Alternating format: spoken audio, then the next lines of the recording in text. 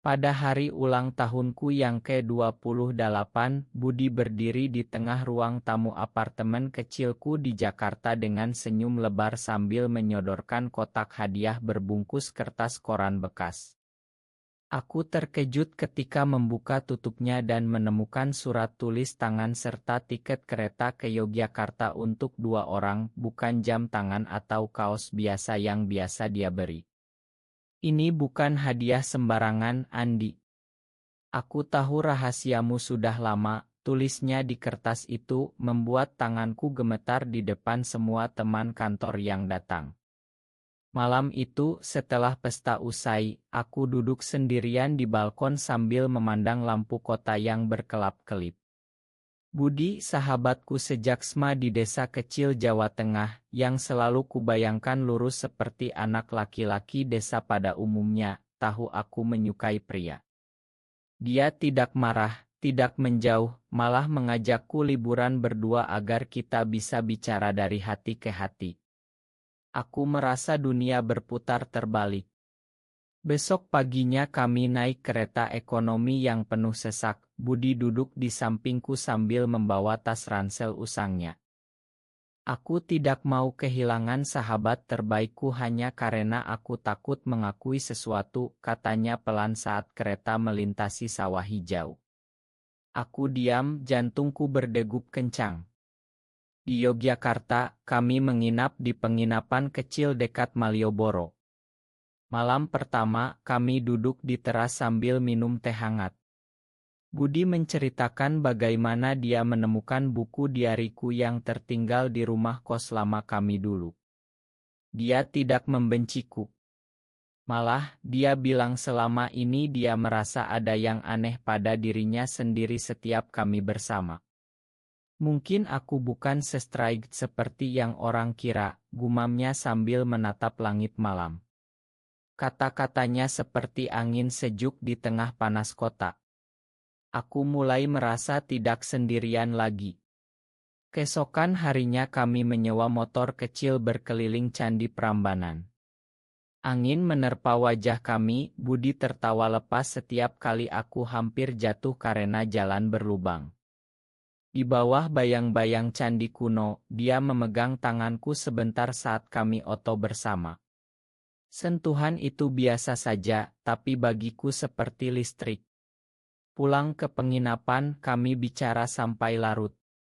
Budi mengaku dia pernah merasa cemburu saat aku dekat dengan teman pria lain di kantor. Aku takut kehilanganmu, Andi. Makanya aku beri tiket ini. Aku ingin kita coba pahami perasaan ini bersama. Malam itu aku tidur dengan hati lebih ringan, meski masih takut apa yang akan terjadi kalau keluarga tahu.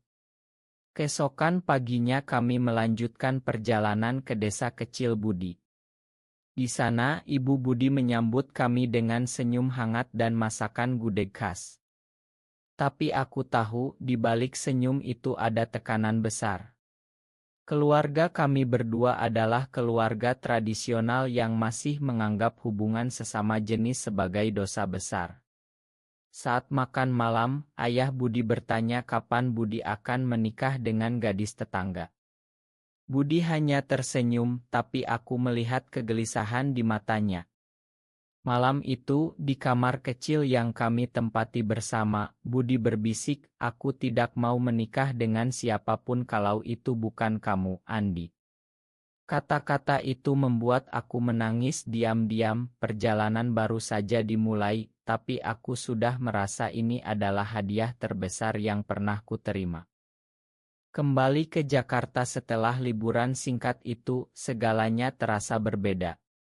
Kantor tempatku bekerja sebagai desainer grafis ramai seperti biasa, tapi pikiranku selalu melayang ke Budi yang kini mengajar di sekolah menengah dekat rumahku.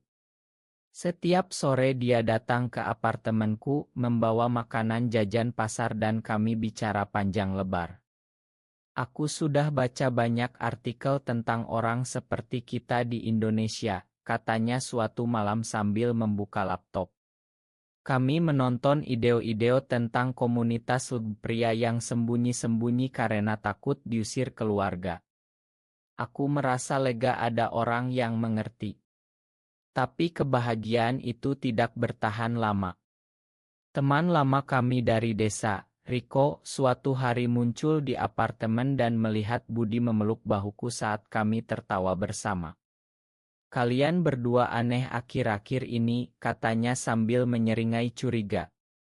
Malam itu Riko menelepon ibuku di desa dan menceritakan kecurigaannya. Besok paginya ibuku meneleponku sambil menangis. Andi, jangan bikin malu keluarga. Kamu laki-laki harus menikah dengan perempuan. Suaranya penuh amarah dan kecewa. Aku mematikan telepon dengan tangan gemetar. Budi datang segera setelah itu memelukku erat tanpa kata. Kita hadapi bersama, bisiknya.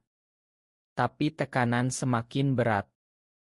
Di sekolah tempat Budi mengajar, ada gosip yang mulai beredar. Kepala sekolah memanggilnya dan menanyakan hubungan dekat dengan teman pria. Budi hampir kehilangan pekerjaannya. Aku merasa bersalah, seolah aku yang menyeretnya ke dalam masalah ini. Kami memutuskan pergi ke Bali selama akhir pekan untuk menenangkan pikiran. Di pantai Kuta yang ramai, kami berjalan kaki di pasir putih sambil memegang tangan diam-diam saat tidak ada yang melihat. Aku tidak peduli apa kata orang, Andi. Aku sudah memilihmu, kata Budi saat ombak menyapu kaki kami. Tapi di balik kata-kata itu, aku tahu dia sedang berjuang dengan dirinya sendiri. Malam di Ila Kecil, Budi menceritakan masa kecilnya di desa, bagaimana dia selalu merasa berbeda tapi takut mengakuinya. Kamu hadiah terbesar dalam hidupku, katanya sambil menatap mataku. Keesokan harinya kami naik ke Gunung Batur, melihat matahari terbit bersama. Di puncak yang dingin, Budi memelukku dari belakang dan kami diam menikmati keindahan. Tapi saat turun gunung, telepon dari ayah Budi masuk. Pulang sekarang. Ada yang harus kita bicarakan tentang kamu dan Andi. Suaranya dingin seperti es. Perjalanan pulang terasa berat. Di kereta, Budi memegang tanganku erat. Apapun yang terjadi, aku tidak akan menyerah. Tapi aku tahu badai besar sedang menanti di Jakarta. Teman kantorku mulai menjauh, ada yang bilang aku mempengaruhi Budi. Rasa kesepian mulai merayap. Suatu malam aku menangis sendirian di kamar mandi. Budi datang memelukku lama. Kita lebih kuat dari ini, katanya. Hadiah ulang tahun itu memang membawa kami dekat, tapi juga membawa cobaan yang tak terduga. Krisis meledak saat kami pulang ke desa untuk menghadiri pernikahan sepupu Budi. Keluarga besar berkumpul di rumah kayu tua itu. Malam sebelum acara, ayah Budi memanggil kami berdua ke ruang tamu. Kalian berdua sudah keterlaluan.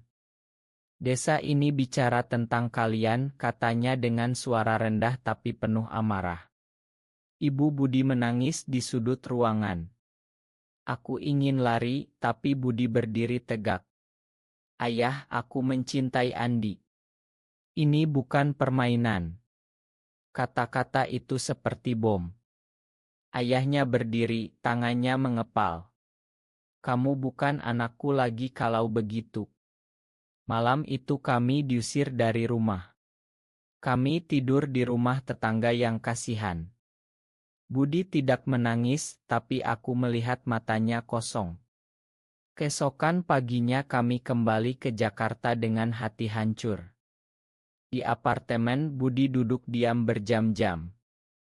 Aku kehilangan keluarga karena ini, gumamnya. Aku merasa bersalah besar. Mungkin sebaiknya kita berhenti, kataku pelan. Budi memandangku tajam.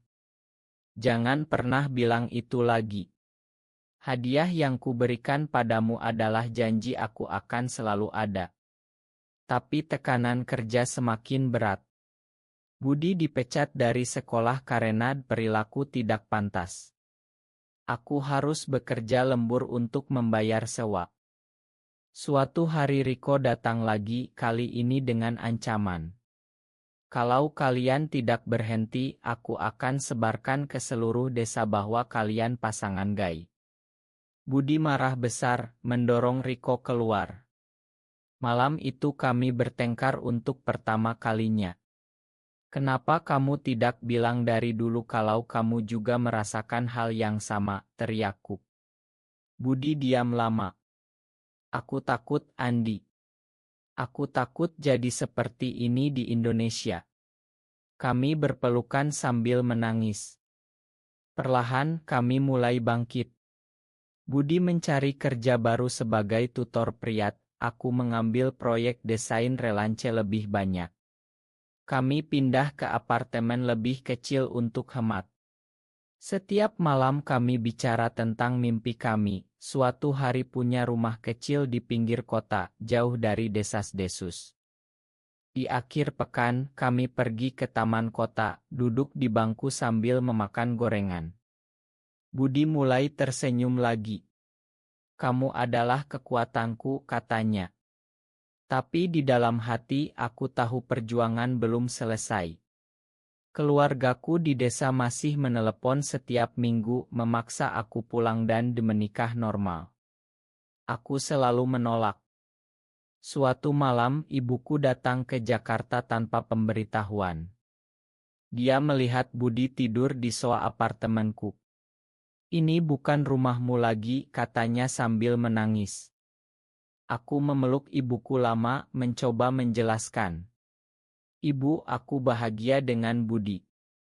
Dia pergi tanpa jawaban. Budi memelukku setelah itu. Kita akan buktikan bahwa cinta kita nyata. Hadiah ulang tahun itu telah mengubah hidupku, membawa badai sekaligus pelangi. Bulan-bulan berikutnya adalah masa paling gelap sekaligus paling indah. Budi mendapat pekerjaan baru di KAI kecil sebagai barista, sementara aku mulai sukses dengan proyek desain logo untuk brand lokal. Uang mulai cukup, tapi tekanan sosial tak pernah hilang. Teman-teman lama mulai menjauh satu persatu. Bahkan sepupu Budi yang dulu dekat mengirim pesan, kalian bikin malu keluarga besar. Budi membaca pesan itu sambil tersenyum sedih. Mereka belum mengerti, katanya. Kami memutuskan untuk tidak lagi menyembunyikan hubungan di depan orang yang kami percaya. Suatu hari di KAI tempat Budi bekerja, seorang pelanggan mengenali kami dan berbisik-bisik. Budi tetap melayani dengan senyum. Cinta tidak memilih siapa, katanya pelan padaku malam harinya. Kami mulai bergabung dengan komunitas kecil pria di Jakarta melalui grup online yang rahasia. Di sana kami bertemu orang-orang seperti kami, mendengar cerita perjuangan yang sama. Itu memberi kami kekuatan. Tapi satu hari bencana datang lagi. Ayah Budi sakit parah di desa. Kami buru-buru pulang.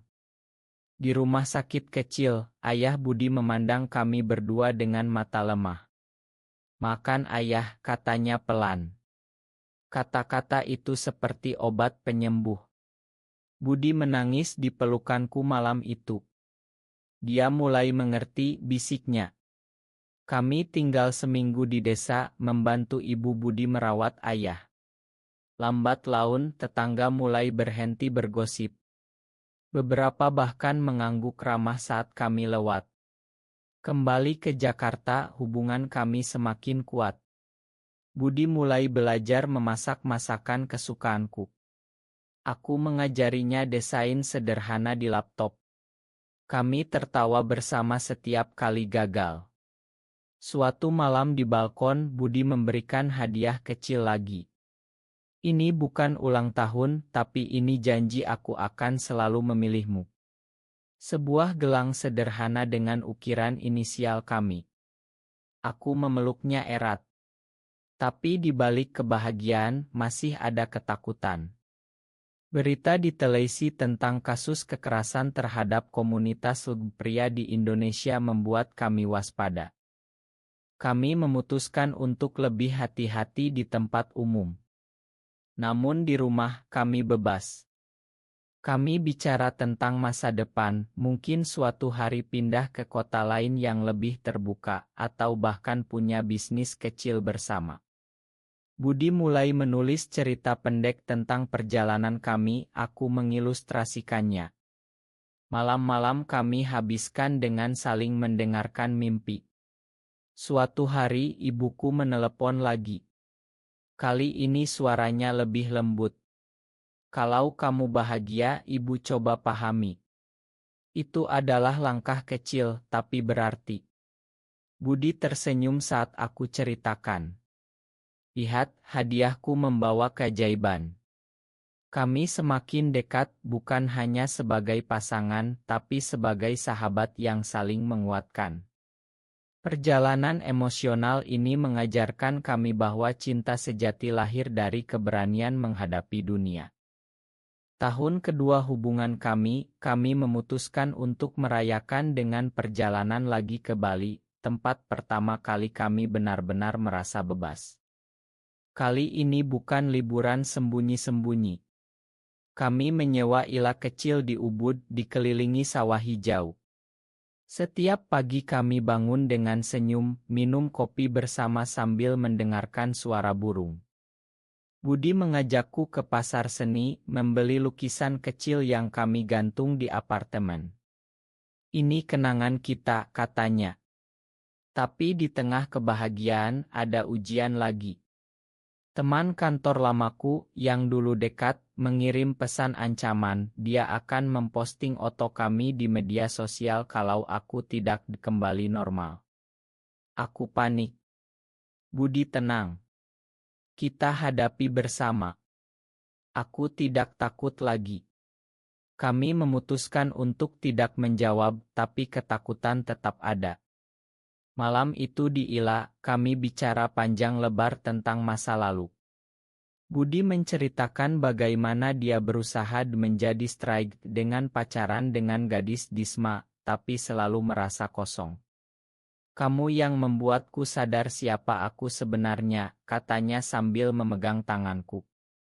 Aku menangis, merasa dicintai sepenuhnya. Keesokan harinya kami naik ke Tegalalang, berjalan di sawah terasering. Angin sejuk, Budi berhenti dan memelukku di tengah sawah.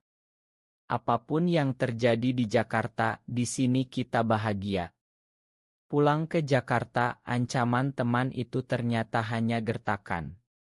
Dia tidak berani posting. Kami semakin yakin bahwa kami bisa bertahan. Budi mulai mengajar lagi di sekolah swasta kecil yang lebih terbuka. Aku mendapat promosi di kantor Relance. Kehidupan mulai stabil.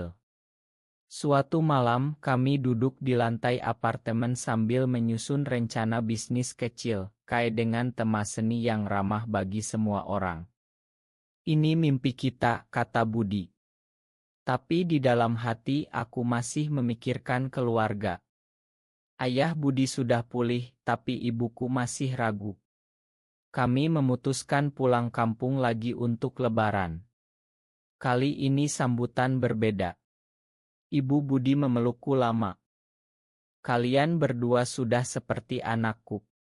Itu adalah momen yang tak terlupakan. Di masjid desa, kami sholat berjamaah, meski hati kami tahu perjuangan masih panjang. Kembali ke kota, hubungan kami semakin dewasa. Kami belajar menghadapi konflik tanpa saling menyalahkan. Budi menjadi lebih sabar, aku lebih berani mengungkapkan perasaan. Hadiah ulang tahun 2 tahun lalu itu telah mengubah dua pria biasa menjadi pasangan yang saling melengkapi. Kami mulai berbagi cerita dengan teman-teman baru di komunitas, memberi harapan pada yang lain. Tapi di balik semua itu ada kesadaran bahwa di Indonesia, cinta sesama pria masih harus berjuang setiap hari. Tahun ketiga, kami akhirnya membuka kai kecil di pinggir Jakarta. Namanya Pelangi Kecil, tempat orang bisa minum kopi tanpa takut dihakimi. Bisnis berjalan lambat tapi pasti. Budi mengelola dapur, aku menangani desain interior. Setiap pelanggan baru adalah kemenangan kecil. Suatu sore, seorang pemuda datang dan berbisik, "Terima kasih karena kalian berani." Kata-kata itu membuat kami tersenyum sepanjang hari. Keluarga kami mulai menerima pelan-pelan. Ibuku datang berkunjung dan membantu di KAI. Ayah Budi bahkan menelepon untuk minta resep masakan. Tapi perjuangan belum selesai. Suatu hari ada demonstrasi di depan KAI dari kelompok konservatif. Kami tetap buka, melayani pelanggan dengan senyum. Malam itu Budi memelukku di belakang KAI. "Kita sudah sampai sejauh ini berkat hadiah ulang tahun itu," katanya. Aku tersenyum mengingat kotak kertas koran itu. Kami memutuskan untuk menikah secara simbolis di Bali tahun depan, hanya berdua dengan saksi 2 orang teman dekat. Di pantai yang sama tempat kami dulu berpelukan, kami berjanji setia. Angin laut membawa harapan baru. Kembali ke Jakarta, kehidupan berlanjut. Kami tumbuh sebagai pribadi yang lebih kuat, lebih penuh kasih. Budi sekarang sering bicara di komunitas kecil tentang penerimaan diri. Aku menjadi sukarelawan membantu pemuda pria yang sedang berjuang dengan identitas. Hadiah sederhana itu telah membawa kami melewati badai terbesar dalam hidup. Sekarang saat duduk di balkon apartemen baru yang lebih besar, aku memandang Budi yang sedang membaca buku di sebelahku. Dia tersenyum memegang tanganku. "Terima kasih sudah percaya padaku," katanya. "Aku tahu ini baru permulaan. Tapi kami siap menghadapi apapun." Cinta ini bukan hanya tentang dua pria di Indonesia. Ini tentang keberanian, pengorbanan, dan harapan bahwa suatu hari norma masyarakat akan berubah. Kami telah membuktikan bahwa persahabatan bisa berubah menjadi cinta terdalam, meski dunia menentang.